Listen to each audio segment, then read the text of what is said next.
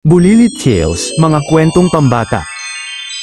Ang mabait na elepante at ang mapangahas na daga. Noong unang panahon, sa isang malayong kagubatan, may isang mabait na elepante na nagngangalang Eli. Si Eli ay kilala sa buong kagubatan bilang isang mapagmahal at mabuting kaibigan sa lahat ng hayop. Isang araw, habang si Eli ay naglalakad-lakad sa kagubatan, nakilala niya ang isang mapangahas na daga na nagngangalang Diego. Si Diego ay laging nangangahas at palaging nagmamataas sa sarili, hindi siya mahilig makipagkaibigan sa ibang hayop at palaging nag-iisa. Sa una, hindi magkasundo si Eli at si Diego, ngunit isang araw, may malaking panganib na dumating sa kagubatan. Isang malaking pangkat ng mga leon ang nagsilapit, handang sakupin ang kanilang tirahan. Nang makita ni Eli ang panganib, agad siyang naghanap ng paraan para makaligtas ang lahat. Pinakiusapan niya si Diego na tulungan siya na magplano ng isang paraan upang mapigilan ang mga leon. Sa simula, nag-aatubiling sumama si Diego, ngunit dahil sa pagiging mabait ni Eli, pumayag siya. Sa tulong ng kanilang pagkakaisa at tiwala sa isa't isa, nagawa nilang iligpit ang mga leon at iligtas ang kagubatan. Mula noon, naging magkaibigan na sina Eli at Diego. Natutunan nila na sa pagtutulungan at pagiging bukas sa iba, maraming magagawa at mas madaling malampasan ang mga pagsubok sa buhay. Mula noon, sina Eli at Diego ay naging halimbawa ng magandang pakikisama at pagtutulungan sa buong kagubatan.